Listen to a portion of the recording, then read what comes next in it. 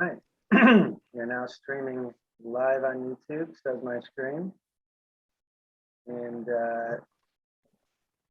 I will also try and get the agenda here and put it on the screen, but Commissioner Kaplan, whenever you are ready. Okay.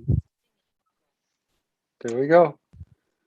This is the Parks and Natural Areas Committee meeting, Thursday, September 30th, 2021, beginning at 4:00 p.m. Brian, there's pursuant to Section 70 of the Open Meetings Act. Do I read that? Yeah, please. Pursuant to Section 7E of the Open Meetings Act, the President of the Board of Park Commissioners has made a finding that it is not practical or prudent to hold in-person meetings because of the COVID-19 public health emergency. Neither the elected officials nor the public will be allowed to attend regular or committee meetings in person, but will participate virtually by the means described below. Okay, that's out of the way. We've done our call to order. How about a roll call? Commissioner Kaplan? I'm still here. All right, you're the chair. Commissioner Freeman? Here. Vice President Grossberg? Here. Okay. Terry or Jen, do you have any additions to the agenda? Nope. No. Okay, now we're at public comment for items on the agenda. And nobody is attending, so you could skip that part too. Okay. Next is approval of the Parks and Natural Areas Committee meeting minutes from June 16th, 2021. I Move to approve. second. All in favor? Yes. Yes. Okay, they're approved. Next, Millard Park and Beach Project update. That would be Director Voss. All right. Director Voss to present. I don't have my cheat sheet. Okay. All right, let me share my screen here. Hey, Dan. How are you? Good, you? I'm doing very well, thank you. All right, did it pop up? Yep. Okay, great. All right, so back at our board meeting on August 24th, I believe, Greg Walterstorff from V3 came and gave us a presentation on the study and the survey they did at the Millard Bluff. Here you see some of the pictures that have taken. So we know some of the erosion and some of the trees that have fallen, as you see in the bottom left there. And we said at that time that we would come back to this committee meeting. We meaning Rebecca Grill and I will come back and kind of talk what we want to pursue from the recommendations that were presented by Greg. Oop, hold on a minute, I want to change. Okay, there we go. A few more pictures that were part of the presentation. I will call your attention to this picture down on the bottom left, because we're going to talk about that in a few minutes. That's the concrete seawall. That at one point was completely covered in sand 3-4 years ago. It had been covered for many, many years. And you can see the fallen apart section at the farther back end there. So just want to point that out as we move through this here. So there were some recommendations, quite a number of recommendations that Greg had presented. I'm going to try to go through these kind of quickly. So first off was our first concern of the trail at the top of the bluff. Since the spring, we have closed off a couple of portions of paths, but you can still walk from one end to the other. And we need to make a more permanent decision on which paths remain open and the moving of paths. And then we go into more of the bigger projects, which is tree removal, slope grading, and planting. 3, 4, and 5 kind of go together along the bluff itself, both removing of trees as the trees fall over and the root balls pop open. You know, it's more susceptible for erosion and failure on the bluff there.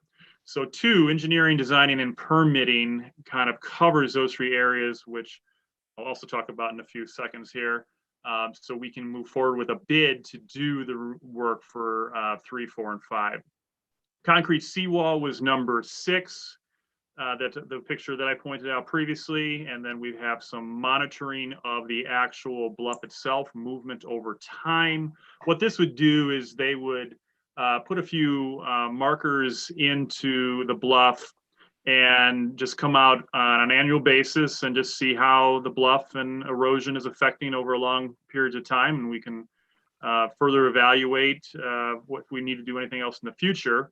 And number 8 was the big one at the bottom. That is the protection of the toe of the bluff. That had a big ticket of $1 to $1.5 million if we wanted to pursue that. I'm going to sit this. Dan, can you go back real quick? We can't Sure. see the bottom of the screen where it has the total. Oh, I don't That know. might be a good thing. you know what? I don't either. I'm not You sure. could verbally say what it is, I guess. You know what? I can't see it either. I didn't realize that. I got No, that's the next screen. It was 1.3 to 1.8 million if we were to do everything. So this second screen looks this next screen looks almost exactly like the other one that we just went through. Now the difference here is this is what we are recommending that we do moving forward here. So the big difference here is the big ticket item of the toe and the toe of the bluff, you know, a la Rosewood in a way, although it wouldn't be out in the water, it'd be closer up to the bluff. That is not on our current recommendations, nor will it be in the current capital plan that was presented a couple of weeks ago at the Finance Committee meeting and will be represented next week. But all these other items are, I actually have to move the screen of our pictures here. And you can see the associated costs that the projected costs that V3 has provided as well. Number 2 is a new item, the engineering, design, and permitting. That is for $24,300. That again will cover the tree removal, slope grading, and planting. We just received that yesterday morning. And we're working with V3 to, what this will do is give us a plan to insert into a bid documents that we can send out for bid to get this type of work completed. There will be some permitting because Army Corps will need to be involved because even access down to the beach to remove trees and go back and forth from one end to the other would be required. When we plan to do this we'd like to move forward pretty quickly here. So the top of the bluff and trail relocation and grading, a lot of that stuff is going to be done in-house with our own staff. Rebecca's and I working together with our staff. I have some pictures right after this screen. We'll talk about what we can do to make a more permanent path. The sections that have been fenced off would remain fenced off as we need to allow the new plantings, the new native plants to grow and to succeed. One thing that we would like to get consensus from this group here moving forward is I'd like to ask our executive director to sign an agreement with V3 to do this engineering, design, survey, and permitting for the next step, which is the winter and spring 22 tree removals, slope regrading, and planting and seeding on the bluff. The annual monitoring that I mentioned, where they'll put a few markers out onto the bluff, that would come on operations. It's a $2,500 charge initially, and it's $1,000 moving forward. That's kind of rolled into our operations budget for next year. Concrete seawall to repair that it was the $69,200. That would be the estimate for the work. It also includes the design and the permitting for that as well. So there's our total, which will be reflected in the capital plan next week.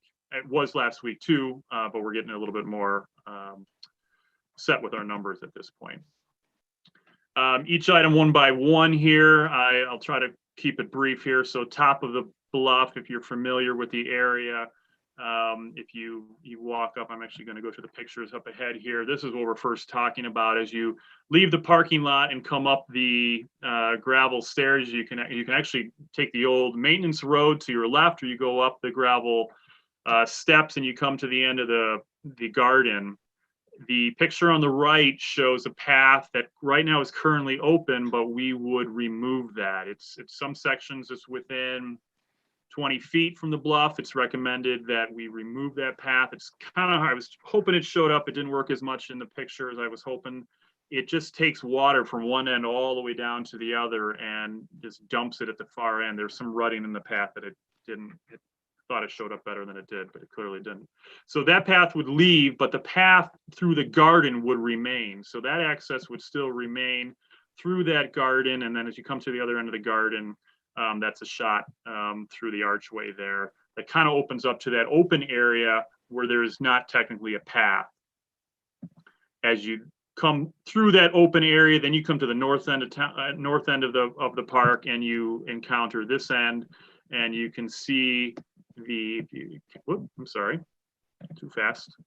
To the far right, you can see the fencing where you currently go through. We would block that off and create a new path right through the middle here. And it would look somewhere right through this area on the left, which would still connect to the same bridge that is open, that old Boy Scout bridge that was built about 20 years ago, and can continue to the north and through this area here. So we're not talking about any tree removal in this area. This would be work that we could do in-house ourselves and create this new path. Dan, could I ask a question? Of course. Am I correct in understanding that if we approved $313,000 worth of work, that Millard Park would be open and running by the summer of 2022? That is our intent. So I would say that it still is open and was open this year. This work that we're talking about right now, the path work, is kind of a separate thing. But the work that we intend to do, actually, believe it or not, the tree removals on the bluff, we're hoping to do, it's obviously heavy snow, they're not going to be able to do it, but they prefer to do it while there's not as many leaves on the trees and do it and not do it through the summer work. So we would intend to do this work and go out to bid this winter, hopefully do winter work, and it would be completed, would not disrupt any beach season. Any activities, once Memorial Day comes across and we have, patrons out on the beach. Is that? And then if I understand it, the beach, the area in total will be 100% usable, if that's the way to put it. Yeah, I mean, the fences will be gone. I want to be careful what I want to just make sure I explain it. So there is a section already at the far north end that we have blocked off. We put signage that it's hazardous conditions only because of the groin walls that are there and the lack of a beach up at that far end. So could somebody still go that's not fenced off per se? But yeah, the sand area, the beach area that covers, I'll say about 75% of it would still all be open. Yes. All right. Thank you. Sure. So what we were just kind of talking about, you can see, if you see the picture in the top corner, you can see the edge of the erosion, the trees that are just teetering on the edge there. Teetering might be the wrong word, but right on the edge of that bluff there. Those would be the trees that would come down, and it would would help keep more erosion and more failure of the bluff occurring. Because as I said, once those, as Greg said, and I'm stealing it from Greg, once those topple over, it leaves a big crater, and that just helps the erosion just continue and the failures continue more and more. So it would cover 4 acres, as you can see there. Would require us a quality contractor to do this type of a work. We'd be looking for a company that's used to doing this sort of work. And there's permitting, as I said, with the Army Corps and both with the city of Highland Park for the bluff work. And combined with that would be grading of the slope. This would not cover the entire 4 acres of tree removal, but there are certain sections, there are certain pockets in there where they would come in and they'd bring in some topsoil and they would try to get back to that 2-to-1 slope and follow up with some seeding, and we'd get some more native plantings in there and not the trees that create some not create, but help us along with some of the troubles that we have had. I mentioned the topographic monitoring. Again, this would come out of operating.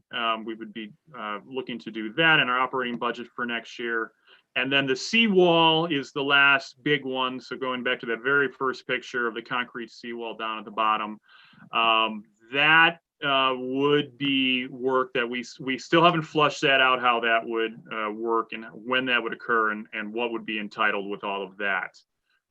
So, you know, now that I kind of have to go back, actually, Brian, to your question, I should have actually hesitated more with this particular part of the project. We just don't know exactly how this would shape out yet. So obviously we wouldn't plan to do anything that was going to interrupt our beach season and our patrons enjoying the beach down there. So, but that work would be a little bit difficult. We think they might be able to have water access to do that, to kind of rebuild that concrete wall. But we do feel like we would like to go forward with that to help restore that section of the beach. And that's the section that was kind of blocked off. I hope I didn't run through that too quickly, but if I did, I'm happy to go back, or any questions or discussion in the meantime. Oh, and I will say, so I would like to ask the board or our commissioners here would like to get Brian to sign off on that, the $24,300 contract for V3 to do the design and the engineering and the permitting, so we can go forward with the Bluff portion of the work.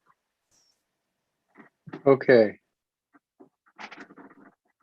Commissioner Freeman, do you have any thoughts or comments or questions? No questions. Commissioner Grossberg, sorry, Vice President Grossberg. Just one. Do I remember, or maybe I'm just not remembering? I thought we were estimating this at about 100,000. Is that a different project I'm thinking of?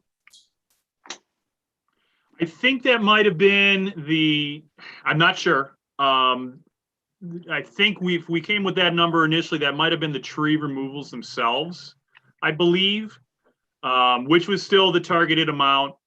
But after we do that, like, so the extra work with the grading and the seating, that's another 100, 120. I have to go back to it again. We'll go back to the slides, yeah. Yeah, let me go back to it because I haven't memorized the numbers. Here we go. So I think that might have been that tree removal right there. That was a number that was said kind of early on, I think even before Greg had presented at the August 24th meeting. Okay. To clarify too, the engineering design survey and permitting, the $24,000 contract that Dan is looking for consensus, that we are looking for consensus from this committee. Again, it doesn't require board approval. It's under $25,000. Okay, so then it will lead to then a bid, and then the bid will be for the tree removal and the slope grading. And at that point, we'll get those bids and bring those to the full board, because those will require board approval. Correct.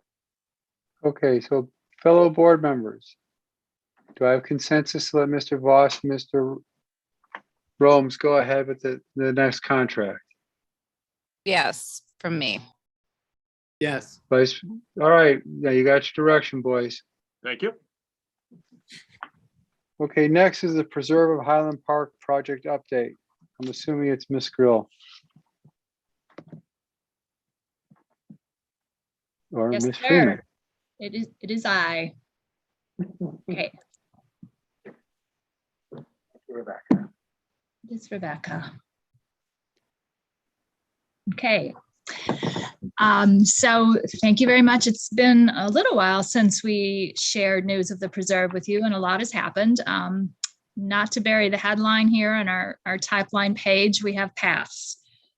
It's very exciting to say that all of the paths on the east side of the river have been paved and are in the process of being restored. That is, the edges returned to nice green turf or native plants as it depends. And we have lots of people out walking and biking and enjoying the preserve these days. So that's very nice to see. It's very pretty out there. There we go. So I'm just going to do some of the highlights of the work that has happened in the past couple months. So you are looking at the overlook for the gateway path, which is our wetland overlook. You can see in the background of the picture on the left, so the wetlands, and they're actually heron nests in those trees beyond the railings of the deck. That is the decking as it came into us. It was prefabricated in Wisconsin, and on the right we have our installation crew putting it out there. That happened just this past week, so we're excited to see that. I mentioned a little bit about the restoration. Here's a glimpse of how that happens. In areas where we want our turf grass to prevail, such as on most of the edges on the existing paths, so people have an alternative side step if they want to walk in grass. We are actually, we seed, and then this truck comes along and sprays down what's called hydromulch to protect it, and it's growing very quickly. So it's become the Emerald Island out there along the pathways. In areas like on the left where we have more of a native growth, we are also using native seeds to continue that look. The North Pond also has an overlook, and it is to be installed. I'll be showing you our punch list items. So that is the structure, the base of the overlook that'll go out over the pond. In the middle there, another feature around the North Pond is our view seating area. So that is complete and has been seeded in so the grass can grow and make that a comfortable seating area for folks. And then on the right is a project that we did in-house, which is a little picnic area on the west side of the pond. So we planted those trees that you see in there in the background, and there'll be, of course, picnic tables and waste containers to support that. That's part of our, all three of these items are part of our OSLAD funding support from there. This is a unique area that I don't think we've talked too much about, but this is the Turtle Meadow, another project that we kind of did in-house with the help of Shayna Zavell, who is a young woman who's pursuing just kind of independently her own community service project. And Shayna has been helping us learn how to create nesting habitat for turtles. And our parks crew came in, we used sand from existing bunkers and repurposed that. And then Shayna will be bringing in, we're going to plant some plants in there that are important habitat, and Shayna's going to be helping us to build a couple of benches for the area. So, and then there's a couple of turtles there on the right. They found their own turtle log, which is in the pond. So I apologize for being a little grainy. They're kind of wily and hard to get close to take a picture of. Some of the items that are outstanding, I mentioned already the North Pond Overlook. We have our sand play area surfacing and the amenities to come in for that. And then we have some grading and paving work to do on the west side of the property, west of the river, for the gateway path and its plaza. Then, of course, taking details of final restoration and landscaping. And finally, what I call the decorating. Our signage is in production, I'm pleased to say. Benches, our donations are coming in, and our waste stations are on order. So things are in really good shape to get us to the point where we wanted to be, which was not complete, but in a very good place by the end of this month, this month, October. So here is a look at our finances. We're doing okay. We've had a couple additional change orders. We were in our paving work. We found a couple places where we wanted to do some repair to the subgrade. It was really just a layer of asphalt over not much when we uncovered it. So we wanted to shore that up a little bit. And then I will point out our recycling and waste cans. You see that line item starting to come in, our signage, that's our deposit for the interpretive signs, as well as the beginnings of our new restroom that we talked about at I believe it was our last meeting. So that's being done in-house. and with contractual work. So that's getting started. So our total there is $900,000. We still are showing a little bit of a balance in terms of our offset. So in good shape there, good shape on our schedule as well. And that is what I have. If anybody has any questions, be happy to try to answer. Commissioner Freeman, Nothing from me. Looks good. Vice President Grossberg, The only question is, do we have access to the west side of the river on the walking paths yet? No, it's closed right now. That's the path work that's on our punch list item that needs to be completed. So right now we have a big crane over there and rocky path. So, But there are paths along the entire east, like I can make a big old loop now. yes, you can. Ooh, I might be going right after this meeting. Take the river trail. It's very nice. I'm definitely going to do that at your recommendation. I don't have any questions. Oh, I'm sorry, Terry. No, that's it. Rebecca, but I love seeing it every morning. Thank you. It's great. Thank Okay, thank you for that report. Next is the Sunset Woods Playground Renovation Project update. All right, give me a second to share my screen. Amalia to present.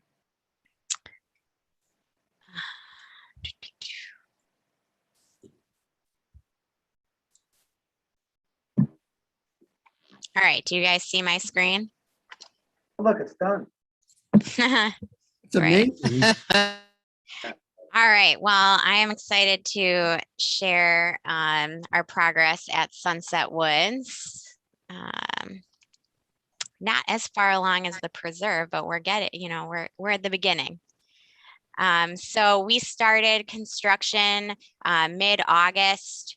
We're done with demolition, and this week and the next few weeks, crews are focused on installing the drainage system. So everything that's going underground in preparation for putting all the stuff on top. They're working on the layout of the drainage system, trenching, and the drainage, putting in the drainage stone, and the pipe installation will happen next week. So let me show some photos. So demolition is complete. And if you're interested, I have the video of the rocket coming down if you haven't already seen it. We have our pipe laid out. Trenching is starting. Here's another photo. You can see the site kind of taking shape with the trenching. And then grade staking is ongoing as we start laying out where things are going and how the grading on the site should be. So looking at our overall schedule, if you recall, we have 5 different trades working out on this project. That's how we bid it out. So we're still in this site prep and demo part of the progress or the project, which is in progress. It took an additional few days due to some more complicated footings that needed to be removed, but we're moving along really nicely. You will notice that there are those three red cells. The playground equipment, we are being told that we should expect some delays. So we're looking towards the end of November. So we've made the decision, knowing the weather dependency of pour in place, that we're delaying the pour in place until spring, as well as the landscaping, because of those delays and where we think we'll be at in the project at that point, and knowing what November looks like around here as far as weather. So we've always been talking about a grand opening in spring. We are still moving in that trajectory, but we know that we're no longer going to meet that original target, which we were talking about, which end of year. So any questions? Anyone want to see the rocket ship go down? Anyone didn't see that? Is that a thumbs up from Terry? Yes? Let's see if it lets me play it. Why do you want to watch this? It's sad. I only ever see. Aw. I All only right. saw the tips go up. It's rare to see them come down. Okay, so good. Thank you. That's it. And then I just added a few more photos just for fun to look at again what it should look like. Any questions?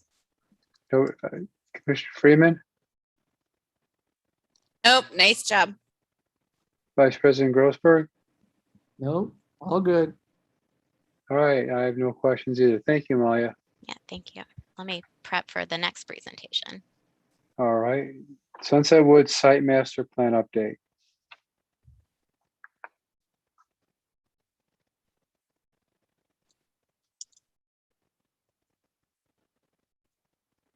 You guys see it?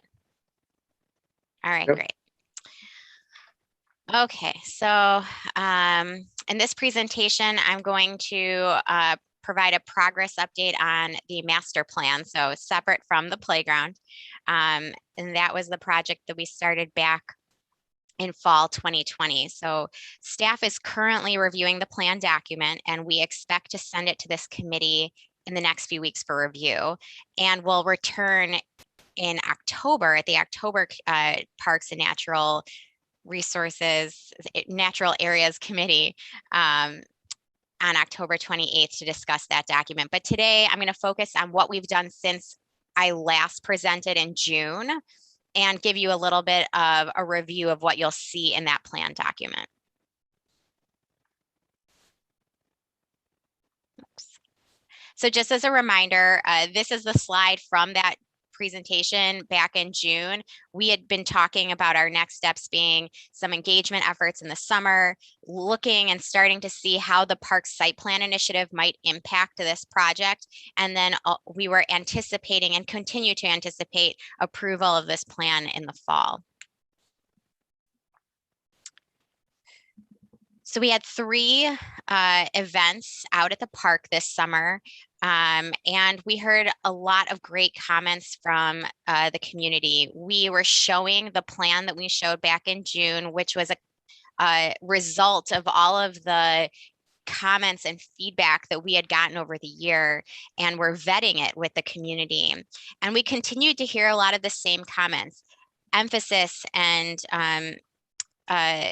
support for the plan that preserves and protects the mature trees in the park. People confirming that they use that park for walking and enjoying the open space. I heard a lot of people talk about how they really love the open space at Sunset Woods Park and they don't want to see it activated in any way. And that goes to the other sentiment that we heard throughout this process, that people don't want to see a lot of additional hardscape in the park. There was an emphasis on maintenance of existing amenities at Sunset Woods. We heard a high interest in the proposed water play and the adult fitness. And then we also heard, which we didn't really hear early on in the effort, but through this summer, an interest in dog amenities and an off-leash dog park. So overall, it was a really great experience being out in the park and being able to share this plan with people as they were using the park. So those comments really frame how the master plan document and the master plan itself is structured. So there's these 4 guidelines of preserving the natural character of the park, improving connectivity, enhancing and repurposing existing amenities. And let me go through my animation here. So we're preserving the natural character of the park. All these areas in green are really not being touched, so they remain open. Improving connectivity and parking at the park. There are so many entrances to Sunset Woods Park. It's very much our central park here in Highland Park. So emphasizing those entries into the park and making those pathways, those east-west pathways, which are major connectivity paths for people, so that they continue to be those connections to the downtown. Enhancing or repurposing existing amenities. So I'll highlight a few. The one that I'll highlight here is starting off as resurfacing the hard surface tennis courts, which we already have done. So that's one thing that has been completed already. improving our basketball court. We're moving it up here to this active zone. That's the proposal. We have enhancing the skate area, so making that dedicated skate park with that more of that organic concrete look, which I have some photos at the end. And then also making a place that's not just for skateboarders. So kids who are coming to the park that really enjoy scooters or bikes, so making that available for them. Renovating our pavilion and our field house. And then also moving forward, we're fundraising with the foundation for that plaza to enhance the playground area. And then also enhancing this open space up here on the northeast side of the park, which right now is just an open space with a backstop, enhancing that with a garden, a pathway, landscaping. And then minimally adding some new desired recreation into the park. We heard a lot of interest in adult fitness. A lot of people are using this park to walk for exercise. So by adding this adult fitness area for people to do exercises along their route. An amphitheater, we know people are using parks differently nowadays, having a place to gather and using existing topography, similar to kind of like that picture that Rebecca showed us at the preserve, natural tiered seating, possibly a minimal scale like band shell or some type of structure like that. And then the water play.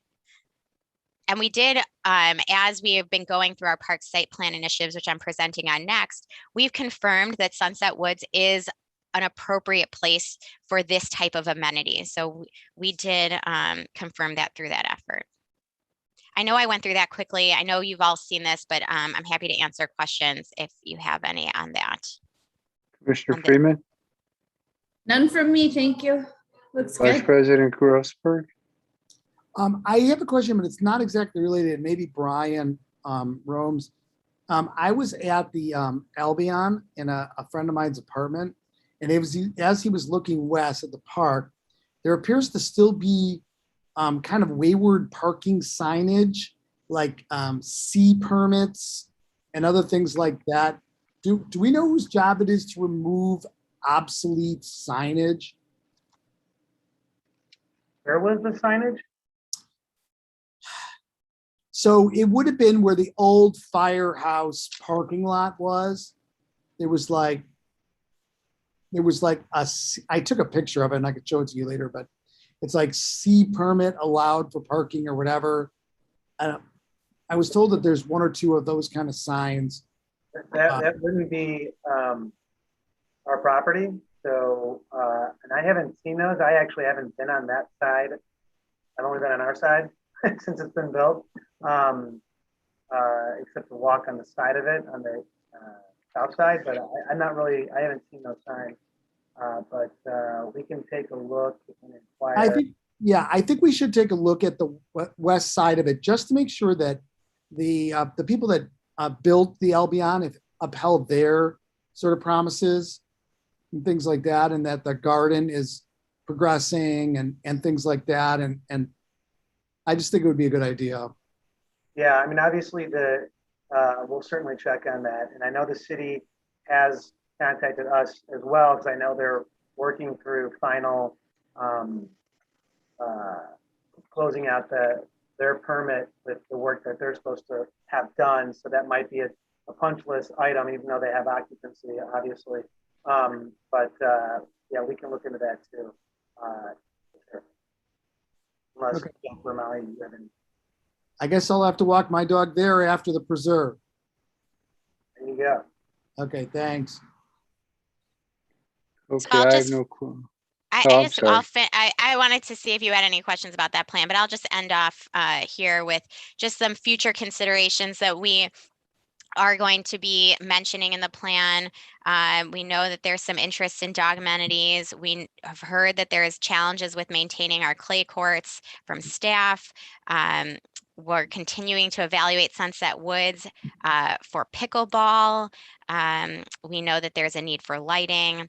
And at one point we were looking at a pump track that seemed to get some interest from the community. So we'll continue to evaluate that interest and see if future that's something to continue to explore.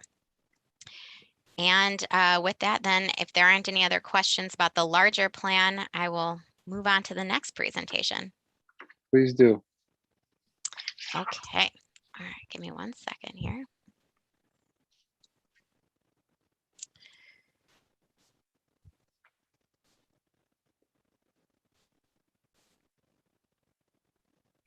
All right. Can you see the screen now? Did it work? Can you guys see the park site plans? Yes. Okay, great. Thank you. All right. So in this presentation, I'm going to share a progress update on the park site plan initiative. So just a brief reminder that the intent of the park site plan initiative is to be used as a planning tool. So it's to evaluate, it's an evaluation of our district's outdoor parks based on park district standards, which we've developed through this initiative, and identify improvement opportunities at our parks. So like I said, it's intended to be a planning tool. It's intended to be an ongoing tool for us to evaluate parks. And once complete, we'll have standards and guidelines. We'll have an analysis of our parks, and we'll have a list of opportunities at each of our parks for improvements. So I'll share a little bit of what we've done so far and where we hope to go. So just before I even get into that, just share again the standards that we've used to start looking at our parks, our capacity. So looking at the diversity of park elements by neighborhood and even by site. Access, the example of a standard there is our neighborhood parks should be accessible to people walking and bikers. So having bike parking, curb cuts, connections to sidewalks. Quality, looking at the quality of our maintenance and the appearance of our parks, and then experience, and that's the qualitative piece. How are our parks contributing to the larger community? So the first part of this project, we had our intern, and she did a great job. She did all of our data collection. She started with mapping and identifying opportunities. She visited 32 total parks that are included in our park, that are included in this initiative. She's created maps confirming inventory, completed an assessment of each park. She's created an assessment tool that evaluates the parks from the perspective of user experience. So overall condition and cleanliness, landscaping, and just like I said, experience at the park. And so using the evaluation tool and the site standards, Rachel identified a number of opportunities at each park, and she shared those findings first with the planning and projects team, as well as Dan Voss from Parks. So that's where we're at. We did a lot of the mapping, the data collection, and we internally started reviewing some of those possible opportunities, but we still have a ways to go. So I'm going to show you just an overview of what she's done so that you get a sense of where we're going.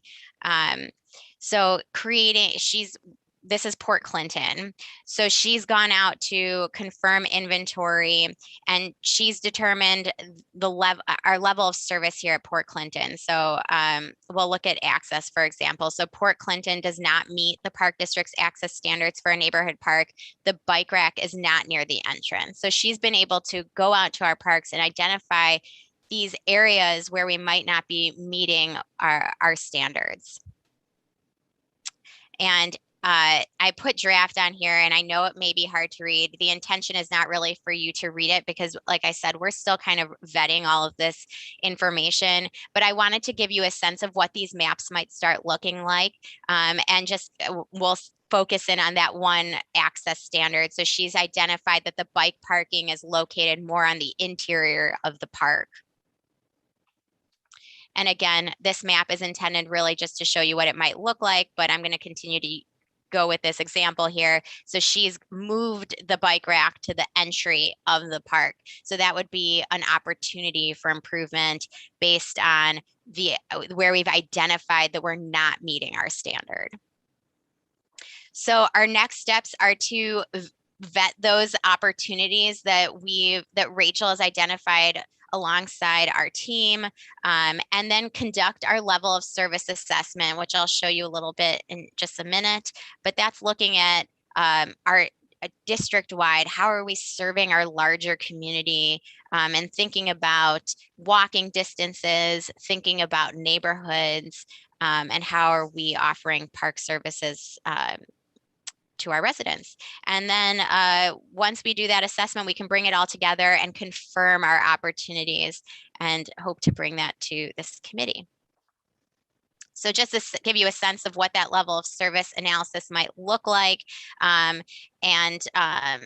This is really intended to just walk you through some of the questions we're starting to ask. So if one of our standards is we want